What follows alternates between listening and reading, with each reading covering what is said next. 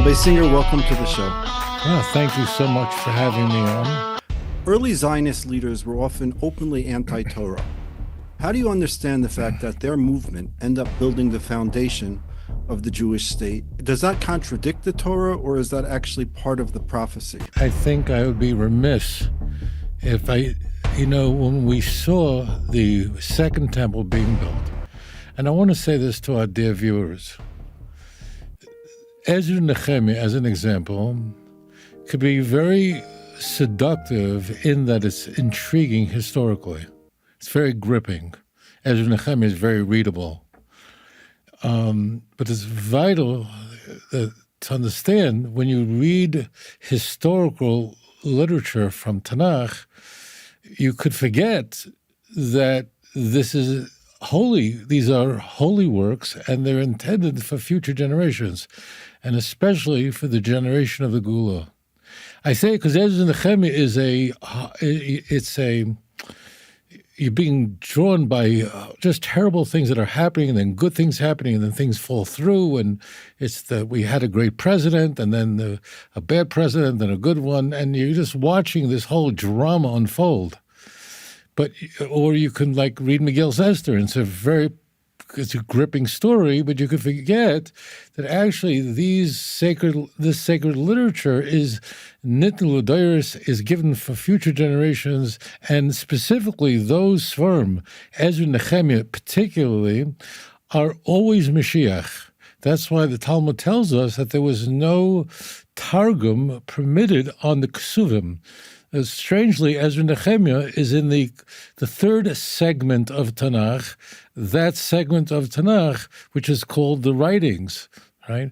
You might wonder why, but it's very important that the writings is all Mashiach. And the Gemara talks about this famously in Megillah, that there was there was a Targum on it. Now, a Targum means a translation, an Aramaic translation, but that's not a proper explanation. The Targum, like of Unclus, or Yonasan ben Uziel, is not really a translation, but really it's a commentary. It's giving us insight. But the translations like Art Scroll or Judaica Press, those that we're familiar with, they're attempting to translate, and of course, you can translate Hebrew to English because it's not readable, and there are many words like the verb of being. The whole thing is just different, so it has to be rewritten, refashioned to make it readable, and they're trying to render what it said. They're attempting to translate, and they can rightfully call it a translation, because that's the attempt that Rabbi Moshe Rosenberg,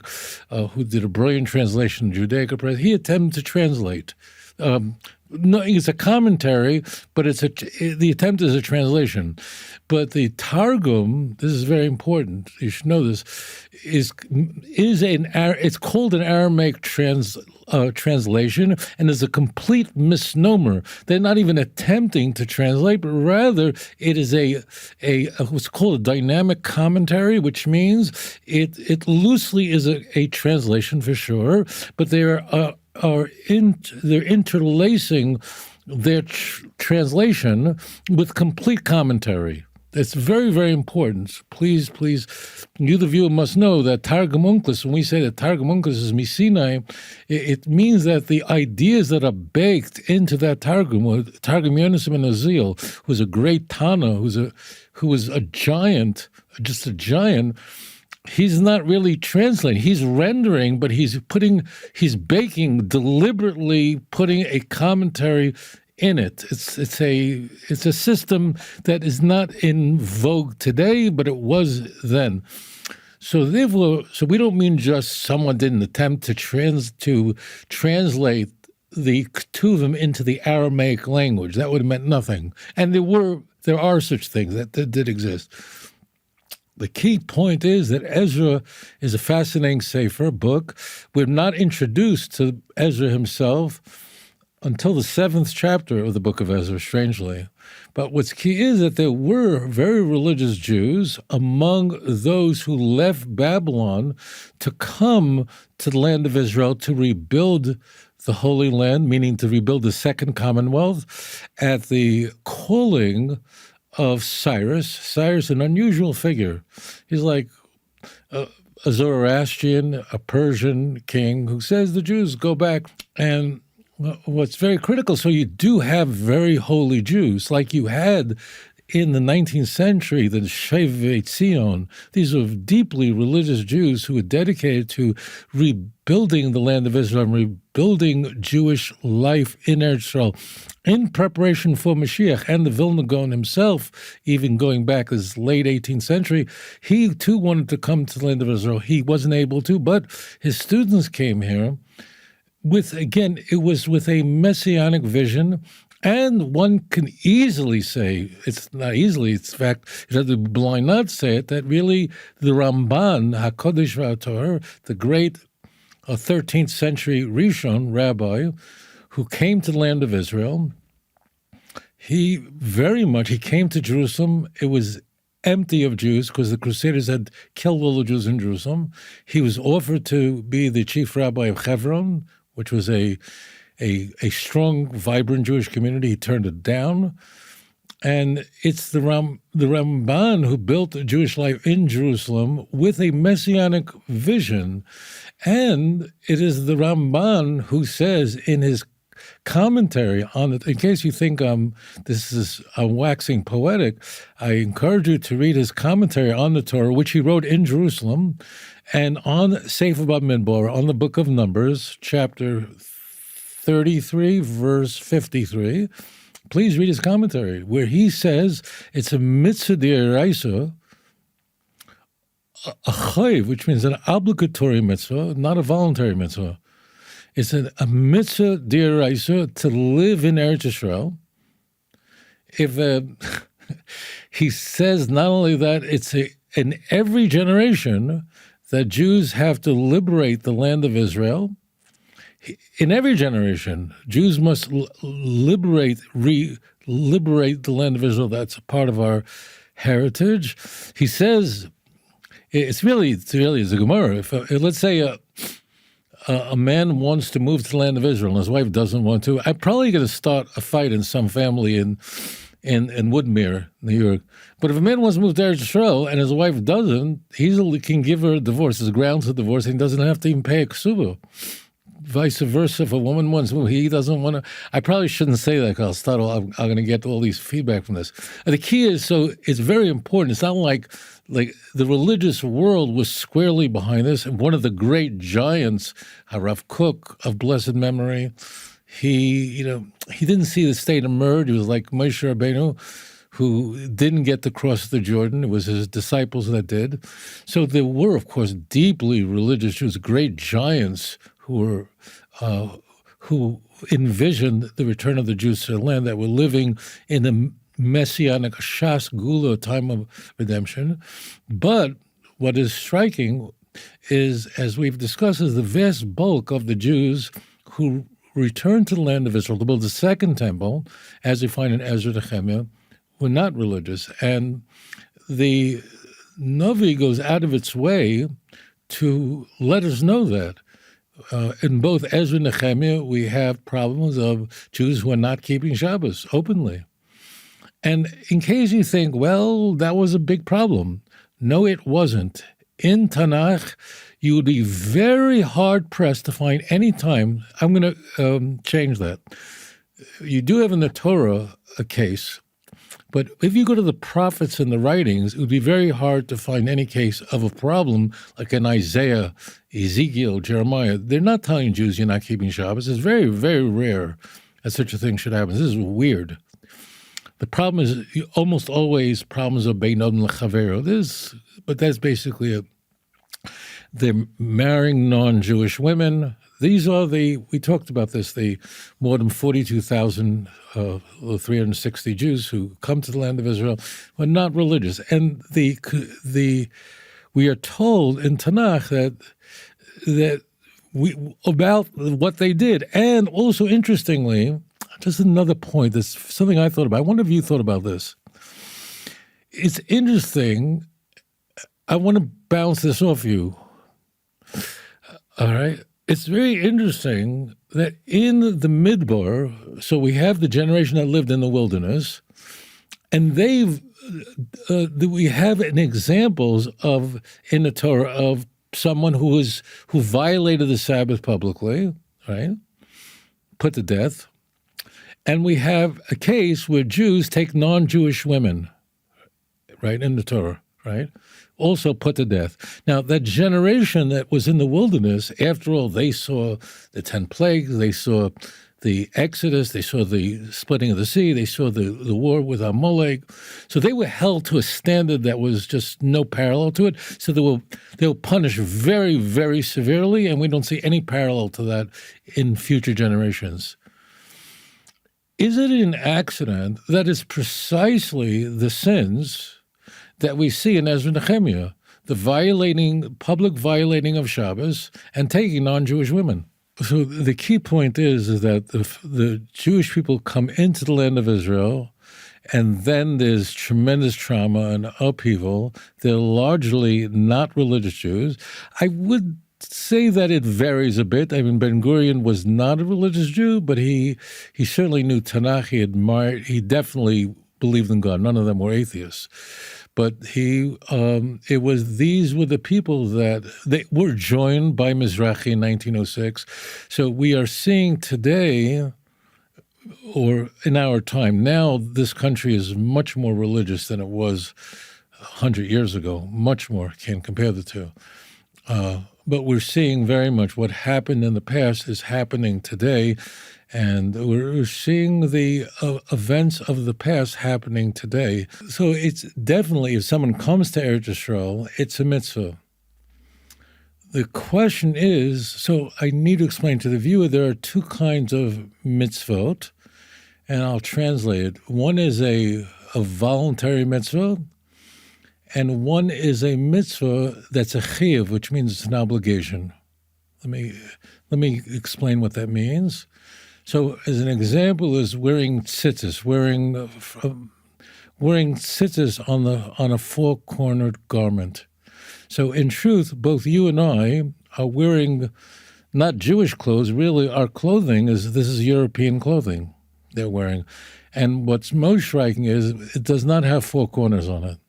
So, if we did not wear a four-cornered garment, we would not be obligated to wear fringes. In fact, there were some Jewish communities where people didn't wear tzitzis, religious communities, and only the rabbi of the shul would wear tzitzis. And it's actually a question, if somebody else wanted to wear tzitzis besides the Rav, was it an Indian of gaiva? Was it like bragging because you're wearing it? But this is what we're going with. It's a very intriguing topic. But the key is, now, as it turns out, every God-fearing man, even though I'm not you, but neither of us are obligated to wear a four-cornered garment.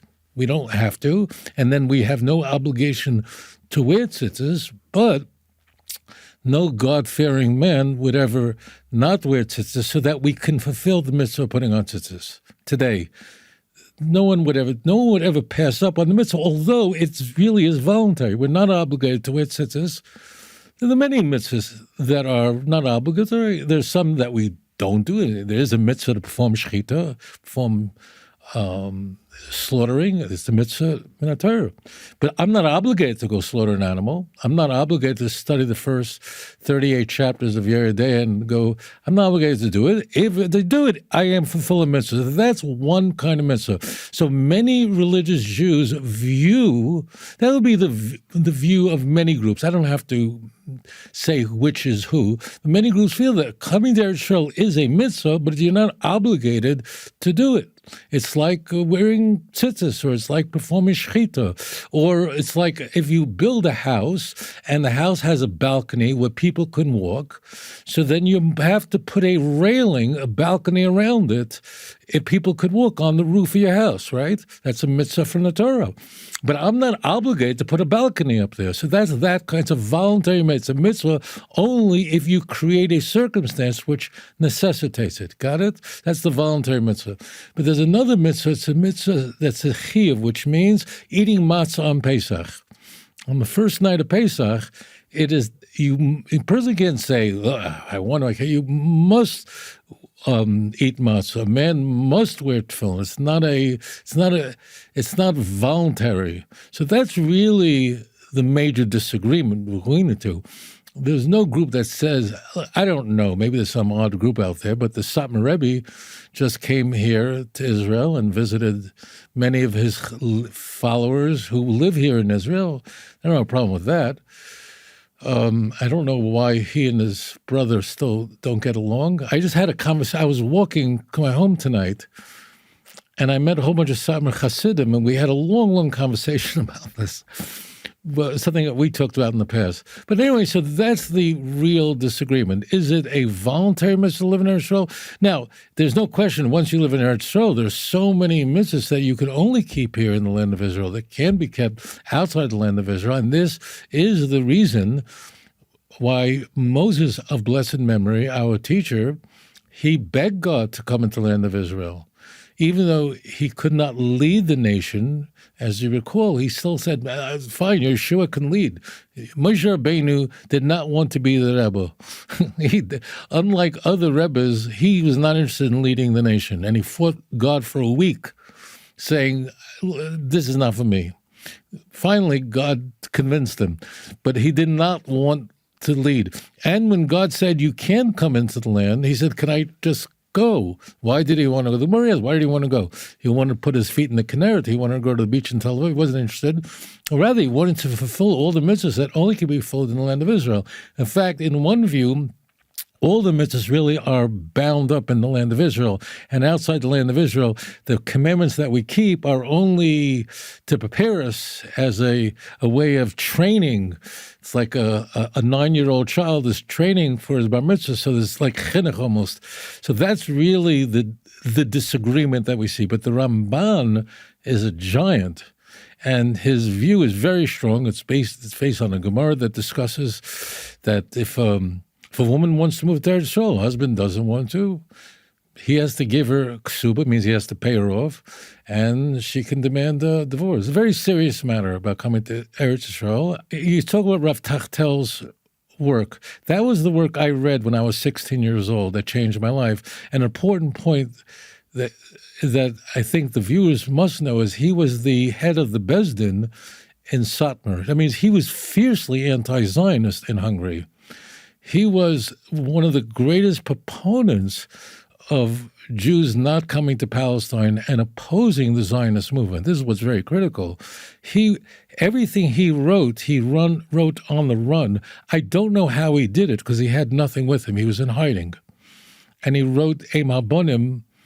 The man was just a giant, and it's understandable why he would be one of the premier minds in Europe.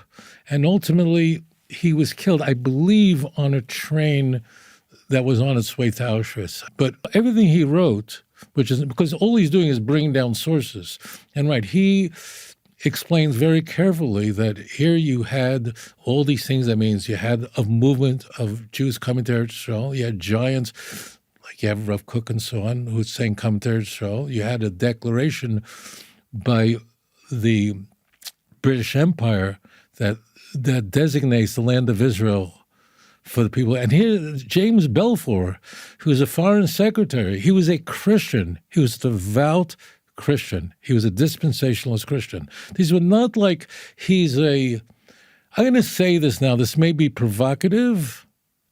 I've never said this publicly. I'm just saying, I don't know this is correct. I'm just going to say, this is my observation. I don't think Trump really is a Christian. I have never heard, and please correct me, it's just something I've thought about for a few years. I've never heard Trump, unless he was speaking at a Christian event, or he spoke at Charlie Kirk's memorial, which basically in Arizona was like a church thing. The whole thing was just a big Christian thing. Unless it's at a Christian event, he invokes God all the time. He's a person who believes in God for sure. Whatever you can say about him, I never heard him say Jesus ever, except if he was at a Christian event with Christian pastors where it was sort of obligatory. In fact, I remember he once spoke at Liberty University, which is a big Christian university in the United States, fundamentalist Christian university. And he referred to a letter of Paul as 1 Corinthians, and it was in all the papers because no one says it that way. Because if you read the Roman numeral, so it looks like a number 1 Corinthians. But like anybody who has even the most superficial knowledge of the Christian Bible would know it's called 1 Corinthians. So I don't think. Now, if he's asked, he says he's a Christian. But there's been times where he was probed by people and going like, "Do you believe he died for your sins? Do you believe you're a sinner?" And he goes, "No." He is a real theist. He's a very unusual person, and Hashem uses very unusual circumstances, dafka, deliberately, when the geula, when a redemptive process is at work, whether it's how Jacob gains the firstborn, how it happened. It's always through the back door that David, a boy whose own father didn't think he was worthy of even bringing in front of Samuel. It always just goes through the oddest way in the world, and it did in the time we're living today. So I think you can break down those two views as mainstream. Now, the Neturei Karta is just a weirdo group. It should be said that that group has 2 sections, one that you never hear about, and they do not sit with terrorists, okay? But the one you all know about are considered insane. I'm just saying they're sovereign. No one likes. Everyone thinks they're out of their minds, but we all have crazy people, and they're it. I wanted to go back to a few things. Number one, I was reading Kovetz Mamarim, which is the writings of Rabbi Hanan Wasserman, who was part of the movement in the early 1930s and 40s, there was question about the birth of Israel. It was because I really think that you've mentioned this many times, that we are somewhat history seems to repeat itself, and we're at this point. And he writes that the Mishnah at the end of Sota, we all sing a song. Anachnu maminim b'nei maminim. We are the children of people who believe in God, and that seems to be like a theme song of our generation. And actually, it's a Mishnah, and the Mishnah it's in the tractate of Sota, and it says that there'll be chutzpah yazin, there'll be a lot of audacity.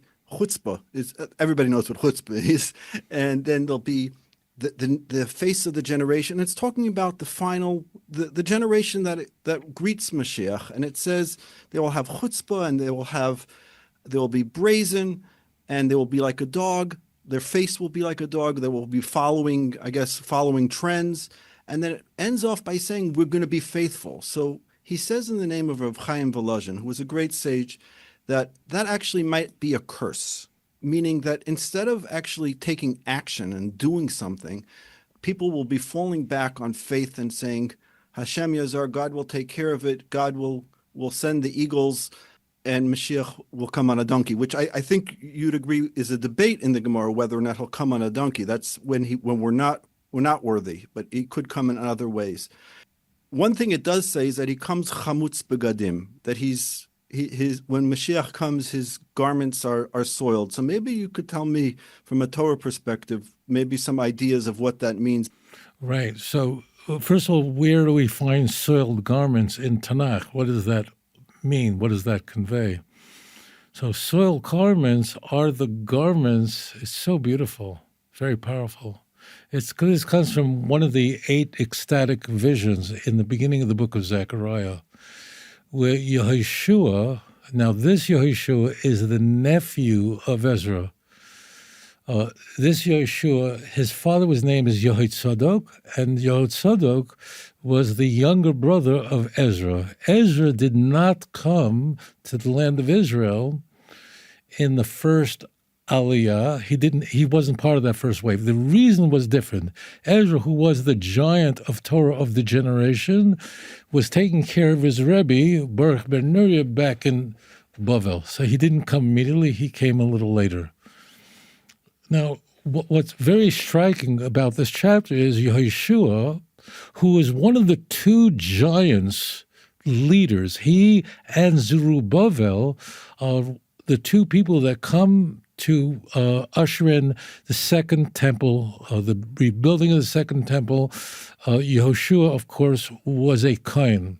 Now, we're told that he's wearing filthy garments, Zechariah chapter 3. And he's brought before Sutton. Now, this vision, you can see why Rashi says Zechariah is hard to understand. So the vision goes like this. Sutton is accusing him. Why?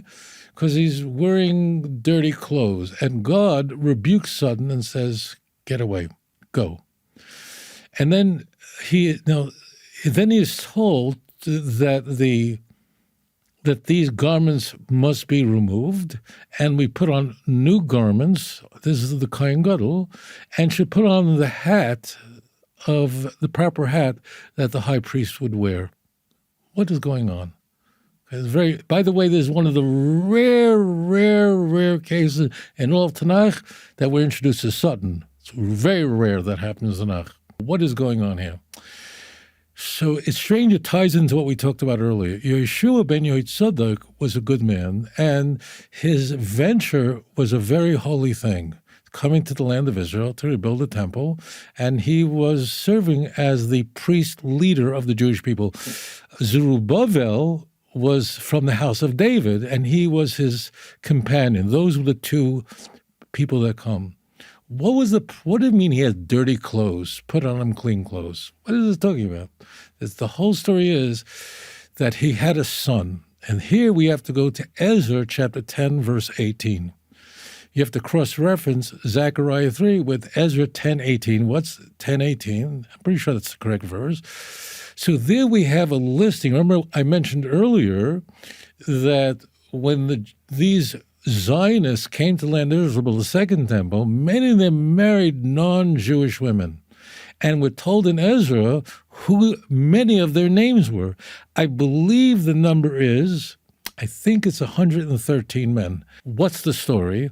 Yehoshua ben Yehoshua, his son, he's the first one mentioned that marries a non-Jewish woman. Okay, and he's by name, the Mavayishim Barabim, and he's a Kohen, and he marries a non-Jewish girl. Ezra tells them get rid of the women and their kids, which they do. They do tshuva, and it's a very small punishment that they give them that to bring a korban. That's the end of it.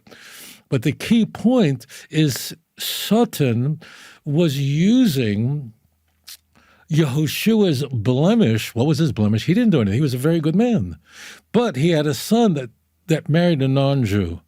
And that was the begodim tzoyim, though that is the filthy clothing. And that's what Sutton used, as he's a prosecutor. I mean, Sutton is given a job. His job is to be, one of his jobs is to be an accuser, a seducer and accuser. But God said, get out. The key point is that we are told that Yeshua is not responsible for what his kid did. Now, Sutton had a point here, in a sense. If I was explaining his opinion is we have another story in the Bible, in Tanach, where a man who was a Kohen, whose son was doing terrible, terrible things. His kids were making a mess, and ultimately Eli pays a price for it. So the question is Yehoshua responsible for the people in his surrounding? And he's not. So that's what the begodim tzoyim means. That's what dirty clothes. Dirty clothes on me. I'm not the shirt, but it's the shirt I'm wearing. I mean, this is my environment. And therefore he says, put on new clothes. Therefore, Yeshua was not responsible for what his kid did. And he didn't overlook the other way. Now, other people on Tanakh are held accountable because they could have done more. There's a lot to say about this. Even Ezekiel felt he could have done more to save the generation. We don't go into it now. And therefore, although we had the Netziv was a great Zionist who understood exactly what was happening. That's the key message there. The key message is that only a few of you among this group that has returned from Babylon to the land of Israel were loyal. But in fact, that's all it takes. I can work with you. It's a marvelous vision and a marvelous prophecy. I want to just, if I may, just one other point that must be said, because I know we have discussed this topic of, well, this rabbi, you know, was a religious Zionist. This rabbi was not. This rabbi has this view and this. People might go like, "What's going on here? Like what?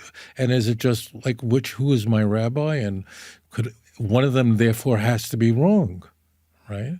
I think this has to be in the subtext that people are wondering here. And there's a point that I must share with you that I always found intriguing. There are instances in Tanakh where very, very holy people, and in fact prophets, made mistakes. When they were asked questions, and they responded when they were not in a state of nevuah, not in a state of prophecy. It's a very important point. I give you many examples of this. 2 Samuel 7 would be one. Yeah. Now you have a case of Daniel. An open case of Daniel in Daniel chapter 9, where he conflated two prophecies in Jeremiah chapter 25, verse 12, and 29, verse 10, which seems similar, speaking of 70 years. I'm not going into it now. The point is, Daniel conflated two passages, thinking that these two 70-year periods were the same. And this has to do with the redemption. This is very clear. In all cases about the house of David and the redemption of the return of the Jews to their land. That was so critical, okay? And the Navi, the Tanach, our sacred literature, records what these are the holiest people that ever lived, the greatest people ever lived. And they rendered what they thought was the case, or in the case of Daniel, he thought that instead of a 70-year exile, it would be a 490-year exile.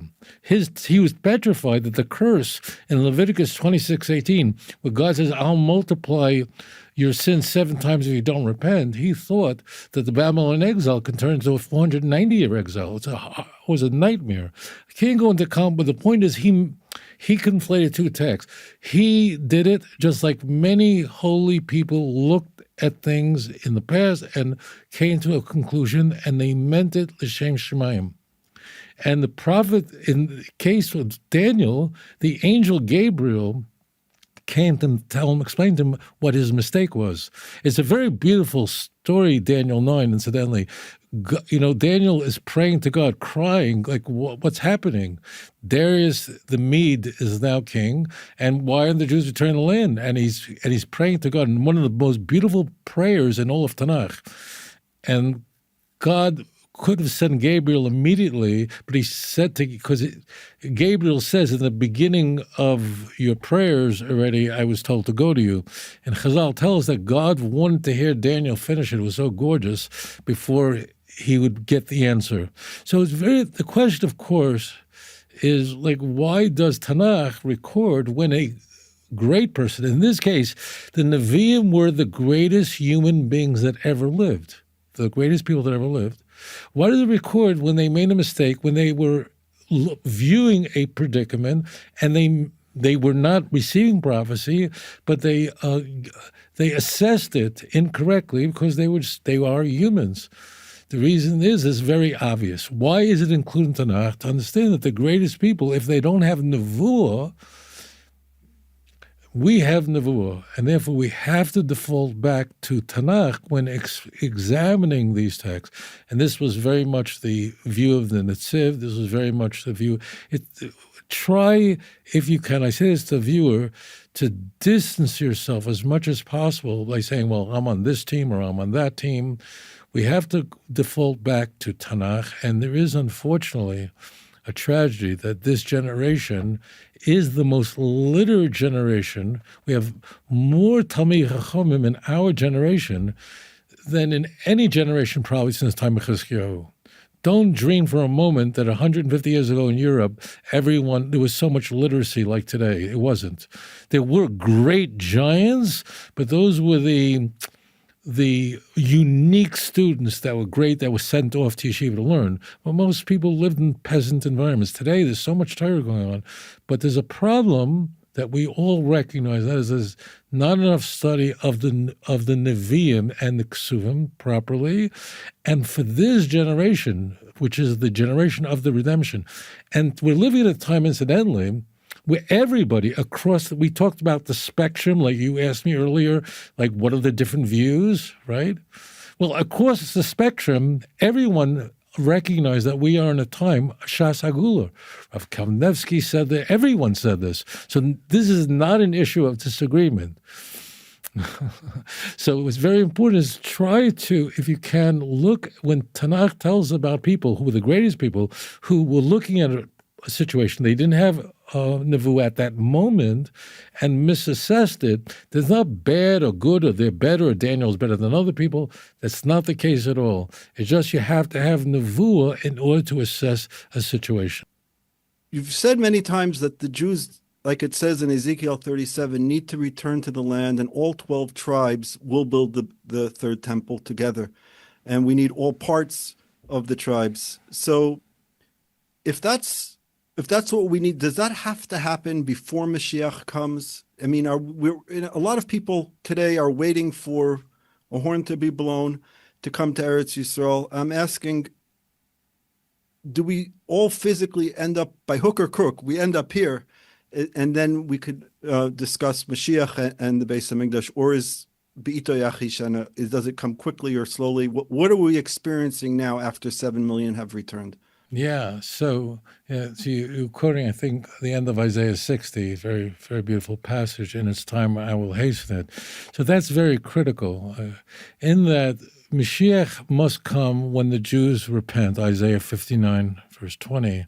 Isaiah 60 ends with, God says, in its time I will hasten it. The context is the Messianic age, because after all, repentance is something that the Jewish people must do, that Jacob must do voluntarily. And in a sense, God steps out of that, meaning God does not control our free will. But we have to return. But God can get a unique mayor in New York. That's the truth. The danger is, I'll tell you, like when Hitler, Yamach Shemayim, came to power in 1933, he actually made many innovations in Germany that improved the economy. When he came to power, the economy was a disaster. So the worst scenario is that he's successful, spiritually speaking. It means if Hitler would have come to power, and it wasn't his first shot at coming to power, when Hitler came to power, Yamach Shemayim, he was very successful because the German economy was shattered. And he was able to strengthen the economy. And he was able to then leverage his success into the tragedy. Of course, you have, I was going to say he invaded Austria. When he didn't invade, he walked into great parades like he was a rock star. They greeted him with open arms in Austria. Probably they'll never let me into the country again for saying that, but that's the reality of it. The Einschluss, a red flag. And incidentally, for those of you who have not read Ezra and Nehemiah, it's very easy to read. You can have no excuse to God why you didn't read it. Because it's go to a Jewish bookstore and get an art scroll.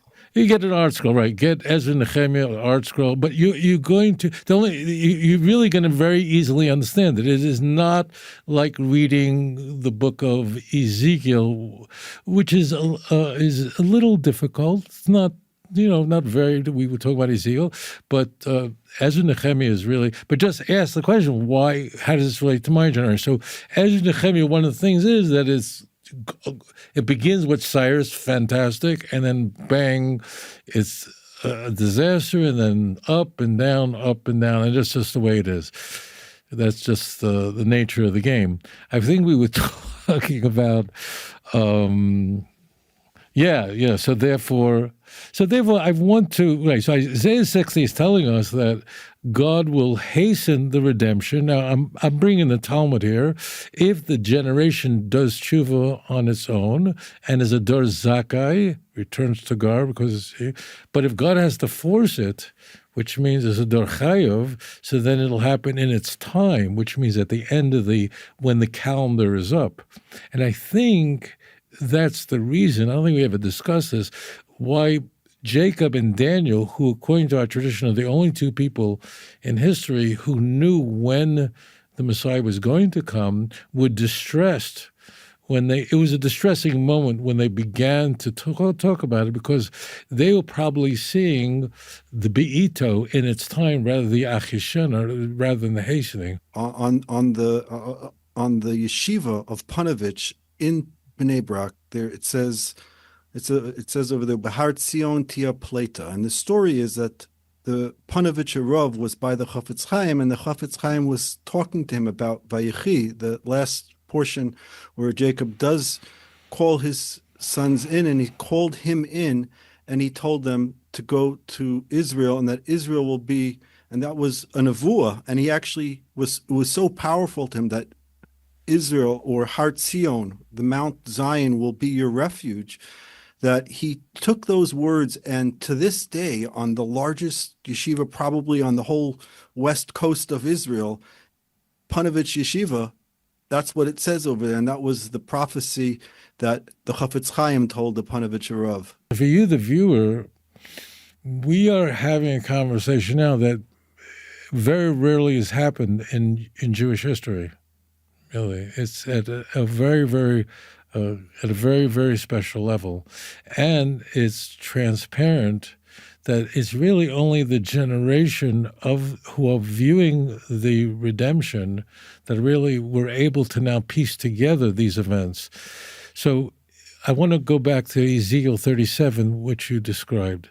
So Ezekiel 37 begins with the valley of dry bones. A vision where dead bodies, bones bleached out, rise up, and Ezekiel, it's very interesting. Ezekiel is asked by God, can these bones live? It's very strange. Can these bones live? Now, if you or I had a prophecy from God, and we knew it was from God, and we saw a valley of dried out, bleached bones, but God asked you or me, can these bones live? I think both of us, well, of course, you're God, you can do anything. I think it's like, but Ezekiel doesn't respond that way. He says, only you know. It's a very strange thing. He says, only you know. Why didn't he say, you're God, you can do anything, right? So it's interesting, if you study Jewish history, I can assure you that there's a lot of study of Jewish history here. One of the questions that everyone walks away when viewing the scope of our nation's remarkable history is, how do we ever survive? How do we ever make it? How is it possible? That's really the big question, is how, and therefore it is only by a miracle that the Jews are here, or else we should have been destroyed many, many times over. Historians and even geneticists describe the tiny bottlenecks where very few Jews survive, and we managed to. It's the Jew is a test. That's why we are the witness. We bear witness. Ezekiel, he sees Jewish history, and it's so shocking to him. And here, the temple is destroyed in his lifetime, but he sees in the vision of all the destruction. He can't even imagine how the people of Israel. He says, only you know God, which is unbelievable for a prophet to say. And of course, I want you to taste the flavor and understand there's not an extra word in this numinous prophecy. Ezekiel cannot imagine that the Jews could survive this all. That's how the book of Ezekiel begins, with the Maisim Merkava, the chariot. It's really that the Jews will be the presence of God travels with the nation of Israel, and that's how Ezekiel 48 ends. If you look at the last verse of Ezekiel, the whole book of Ezekiel, so you don't even know, you don't have to memorize anything. Just go to the last verse. It's that ultimately God's name, and the Shekhinah will return back to Eretz Yisrael. That's how it ends. It begins that way and it ends that way. It's really so gorgeous. It's just blow the mind away. Okay. This is a big theme in Ezekiel. And then we are told that as such as the people of Israel, the Jews will be restored. That's why we are the witness people. We bear testimony to God. The very survival of the Jews is a testimony to God, the God of Israel. And Isaiah 43, verse 10, Atem Eda, you are my witnesses. I mean, Atem Eda no Meshem Avdi Asher Bacharti. These are not my words. I assure you, the viewer, that I'm not some speaker, I'm not some poet, and I'm not. This is all in the text. Then Ezekiel is told, take 2 sticks, one write down for Yehuda and his companions, the other Ephraim, the 10 tribes, and this becomes one in your hands. And then we're told about Moshiach. It's very rare in Tanach. I know you, the viewer, might be surprised by this. It's very rare in Tanach that you find the mention of Moshiach. Very rare. Most of the prophecies about Moshiach, the vast majority of it, is about how the world has changed. But here we do have an example in 24 and 25 where Mashiach comes into view. He's not called Mashiach, he's called the Nasi, which means the prince of the Jewish people. He's called David, that he is restored by God, and the Jewish people will be keeping all the commandments and all the ordinances. That's very critical. And then in the last 4 verses, so now we're at verse 26, 27, 20, the last 3 verses, that's where the building of the Beis HaMikdash, the building of the temple comes in. And the temple will be built, and there'll be peace, and all the nations will know that I am Lord. I was just speaking to a fellow tonight, very interesting person I was speaking to tonight, and he asked me, how is the temple going to be built on the Temple Mount? Because after all, the Muslims have a Dome of the Rock, and they have Al-Aqsa right on the Har HaBayit. I explained to him that when the Moshiach comes, there will be only one faith in the world. Only one faith. Everyone's going to want the Beis HaMikdash on the Har HaBayit when Mashiach comes. And it's very intriguing, and I said this, the fellow is a Christian. And it's in fact the fellow who I'm going to debate Sunday. We had dinner tonight. Yeah, no. So it's a very sweet fellow. So he asked me, I'm saying it publicly, I don't think he would mind. But it's very important, very critical to understand that when Mashiach comes, the most important thing is that there will be only one faith in the world. Every knee will bow to him alone, and every will confess him alone, every tongue will praise him alone. There'll be no other religions in the world. All the peoples of the world will speak in a pure speech, and they'll only swear by the name of God, and they'll only bow to him. So there will be no controversy. And that's why it tells us it'll be a covenant of peace, and all the nations, it says, this is what it says. I don't want to put any words from me, God forbid. It says, then when the Beis HaMikdash, when the sanctuary be in your midst, then the nations will know that I am Lord. So those 2 things have to happen at the same time.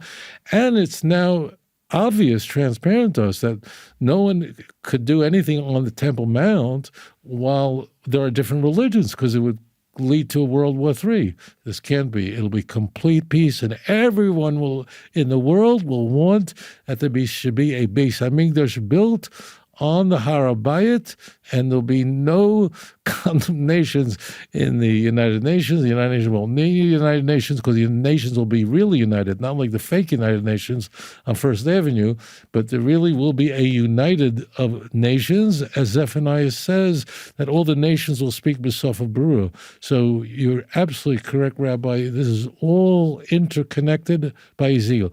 Now, how much more? Tomorrow we'll see more, and tomorrow we'll see more, and we'll see how all these beautiful prophecies will all come together in a symphony of excitement.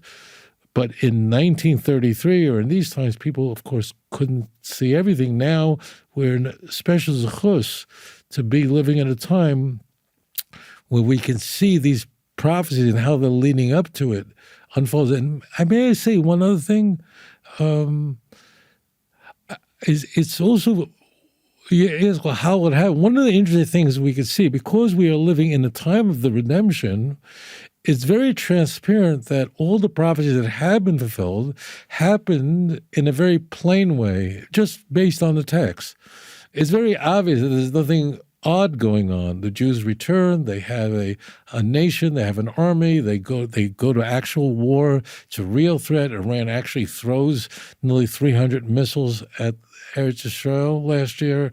So it's interesting that where we are, we're somewhere in this cycle of unfolding prophecy. It's very clear that what has happened is very literal of what it says. That means there's nothing Kabbalistic. I apologize for using that term, but there's nothing, it's not esoteric. The word esoteric means that it's knowledge that only a few people have and it's not accessible to everyone. It's very clear. There's nothing hidden here. It's very open and clear.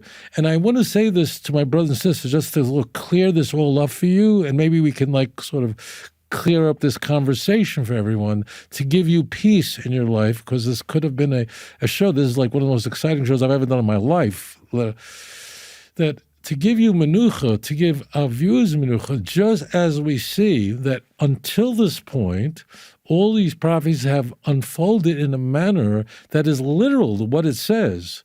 It's like Rabbi Akiva looking at the Temple Mount and smiling.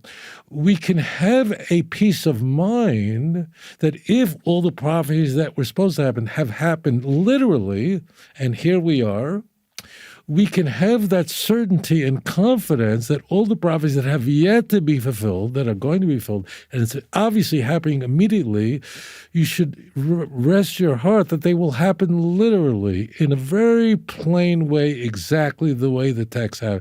Now, you can be sure that when the Beis Hamikdash will be built, all the nations will love it and they'll want it, and we'll see it clearly, just because it's not, I want to say this to you, I say this to the view, it's not possible that the secrets of the redemption should only be reserved for 4 people that really understand it. Jettison that idea. It's very obvious that the geula, the redemption, should be accessible to everyone. So as we see that everything that has happened, of course, had tremendous trauma, the Jacob's trouble, terrible things have happened. If Rav Victor Miller of blessed memory didn't say it, I would never take it upon myself to say it. But he said, I was in his synagogue on Ocean Parkway when he said it.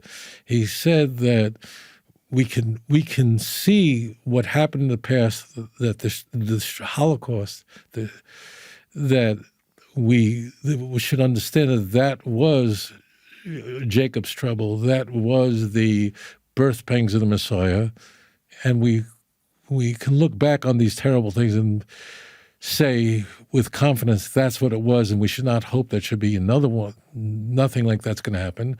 We are assured by Amos, who ends his holy book in chapter 9 with saying that God's going to replant the Jewish people to the land and they'll never be uprooted again. Please read it for yourself, verse 14 and 15.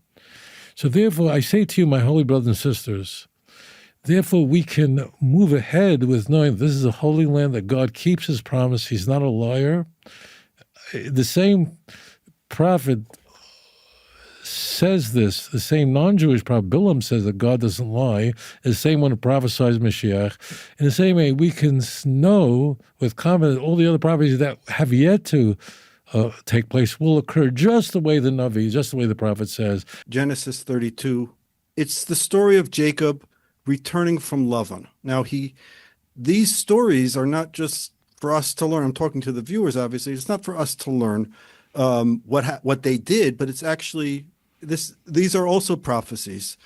And when Esav comes to Jacob, it's only once he's on his way to Eretz Yisrael. It's only once Jacob decides that he's leaving Lavan and he's coming to Israel. That's when Esav says, I'm going to come after you with 400 men, 400, whatever it was. There was a showdown. Now, we're at that stage. That's happening. As we came back to the land, the world became polarized, as I've heard you say many times. And there were many Jews who came to Israel who said, you know what? Forget the whole argument. Is it Yemosa Mashiach? Is it not Yemosa Mashiach? I'm going to come to Eretz Yisrael because I want to be here right now. This is the place where we've always dreamed of, and I can come. And this quiet minority has slowly grown into a lot of people who really don't have, they just said, I want to be here. I don't want, I forget it, whether you mentioned it's a mitzvah kiyumis or a mitzvah chiyuvis. Is it obligatory or is it not? So maybe your thoughts on that, and then lead us out with the prayer. Thank you so much. I want to share this thought with you, if I may. What you said is very beautiful, very powerful. We see an unleashing of rage and anger after October 7th. I want to ask you a question. When I was a young boy in yeshiva, we both went to yeshiva, and we both were learning the Torah together, and specifically after the Jews are in the wilderness. It means they saw, I think you're going to know where I'm going with this. They saw the miracles that occurred over 11 months, the plagues. They crossed the sea that parted for them. They saw the war with Amalek. They saw miracles nonstop. When I was a kid, the thought that bugged me is, why were they complaining so much? I could not get that thought out of my mind. Does that make sense? Like, where were the cucumbers and where's the water? And they're complaining, like, what were you talking? Like, I thought to myself, when I was a youngster learning the Torah, and really into my adulthood, I thought to myself, if I would have been alive and seen all that, I would never have done that. Does that make sense to you? Or, okay. And no one ever says that. And it's like everyone sees, because I thought it was a naughty thought. I think I'm saying it now for the first time in my life. I think part of the reason why this was possible is they were living in a time there was so many miracles going on. They were so acclimated to the miracles that they weren't even aware of it. Just like, as an example, you and I got cancer today many times and got infections many times, but our bodies fight it off. Thank God Hashem made it, all kinds of systems in our body that fights off all these things, and it's a miracle what's going on, and all of us do.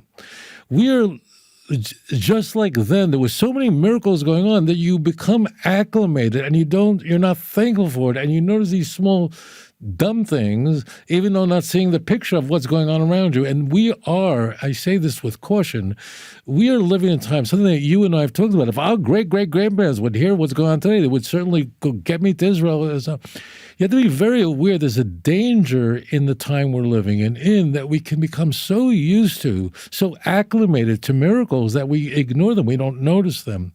And I think that's part of what was going on when the Jews had so many miracles going on. That people just took them for granted, because we would go, why are you asking for garlic? And we could have been in Egypt. What are you, an idiot? We're living in a time where there is a danger in that there's so many miracles going on that we might take our time for granted. So we have to be chas v'chalila. You understand what's going on? And I think this explains everything, plus the generation we're in. So I want to end with this. My dear brothers and sisters, my tefillah is that we never take any miracle for granted. Should know that every moment is a miracle here in Eretz Yisrael. A miracle. Come here to Eretz Yisrael. Persuade your husband, persuade your wife. And know there's a danger in built into the time, just like the generation of the Midbar. They were in danger because there were too many miracles. You just get acclimated. And understand, thank you, HaKadosh Baruch Hu, here in Eretz Yisrael. Thank you that He gave us Yerushalayim. We should see all the nations do tshuva. Thank Hashem every moment. Never hope for the garlic in Borough Park. Never hope for the cucumbers that are in Queens. Rather, hope to come to Eretz Yisrael, where you taka have the best life. In Eretz Yisrael, you have everything. So there's no excuse, Kinderlach. Don't make the mistake that the generation of the wilderness had, in that they got too used to the miracles, but rather appreciate every miracle. Thank you, Hashem, I didn't get cancer today. Thank you, Hashem, I didn't get infection today. You saved me today. Let's come home and let's witness the redemption quickly in our time. Rabbi Tovia Singer, Chazak v'amatz, thank you so much for joining us. Shavua Tov, good Shabbos. Shalom.